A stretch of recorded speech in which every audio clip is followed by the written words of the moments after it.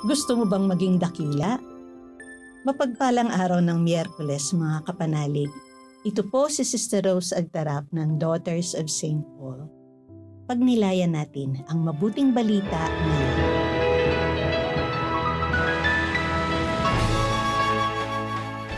Sa paglakad ng mga alagad paahon sa Jerusalem, nanguna si Jesus at nagtaka sila.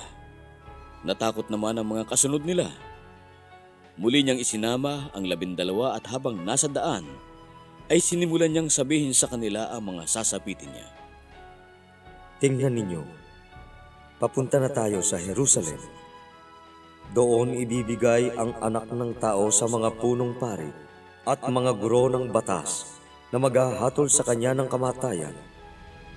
Kaya ibibigay nila siya sa mga pagano. Pagtatawanan nila siya, luluraan, hahagupitin at papatayin. Ngunit babangon siya pagkatapos ng 3 araw. Lumapit noon kay Jesus sina Jaime at Juan na mga anak ni Zebedeo at sinabi sa kanya, Guro, gusto sana namin gawin mo ang hihingin namin sa iyo. Ano ang gusto ninyong gawin ko? Ipagkaloob mo sa amin sa iyong kaluwalhatian na maupo ang isa sa amin sa kanan mo at ang isa naman sa kaliwa mo. Talagang hindi ninyo alam kung ano ang hinihingi ninyo. Maiinom ba ninyo ang kopang iinumin ko at mabibinyagan sa binyag na ibibinyag sa akin? Kaya namin! Totoong iinom din kayo sa kopang iinumin ko at mabibinyagan sa binyag na ibibinyag sa akin. Ngunit wala sa akin ang pagpapaupo sa aking kanan o kaliwa. Inihanda ito para sa iba.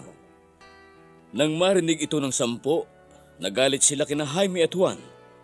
Kaya tinawag sila ni Jesus at sinabi sa kanila, Nalalaman ninyo na sinusupil ng mga nagahari ang kanilang mga bansa at inaapi ng mga nasa kapangyarihan.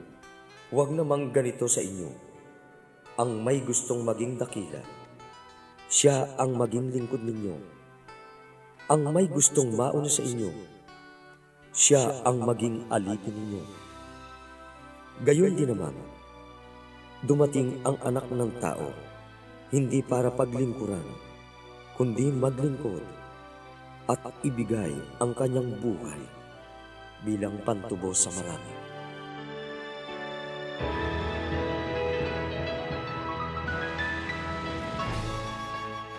Sa ating ebanghelyo ngayon, hiniling ni na Apostol Santiago at Juan na maupo sa kanan at kaliwa ni Jesus kung sakaling maghari na siya sa mundo.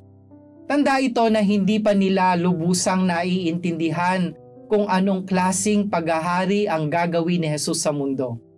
Maghahari si Jesus sa mundo sa pamamagitan ng paglilingkod ng may pagpapakumbaba. Mag-aalay siya ng kanyang buhay alang-alang sa kapakanan ng kanyang pinaglilingkuran. Ang tunay na paglilingkod ay may pagsasakripisyo ng sarili alang-alang sa ikabubuti ng iba.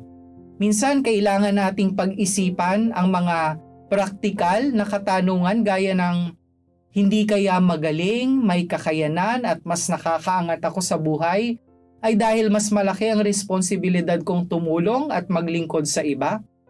Hindi kaya mas maraming biyaya ang aking natatanggap dahil mas malaki ang aking oportunidad at responsibilidad na tumulong sa mga nangangailangan?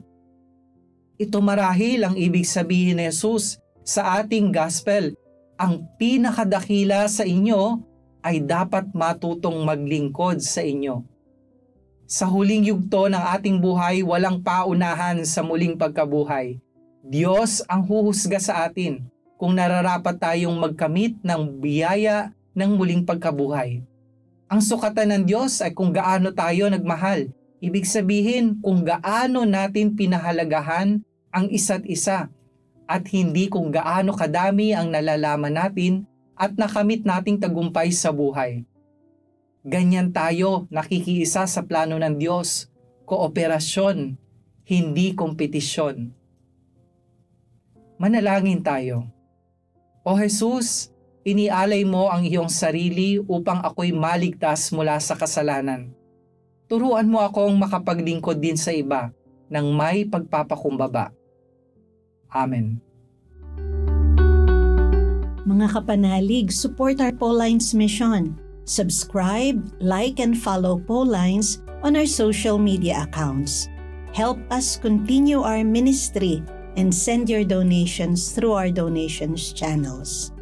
Send us your prayers and intentions and be assured na kasama po kayo sa aming panalangin sa araw-araw. Ito pong muli si Sister Rose ng Daughters of St. Paul na nagpapasalamat at nagpapaalala ng sinabi ni Mother Teresa ng Calcutta. If you ever feel distressed during the day, call upon Our Lady. Just say, Mary, Mother of Jesus, please be a mother to me now.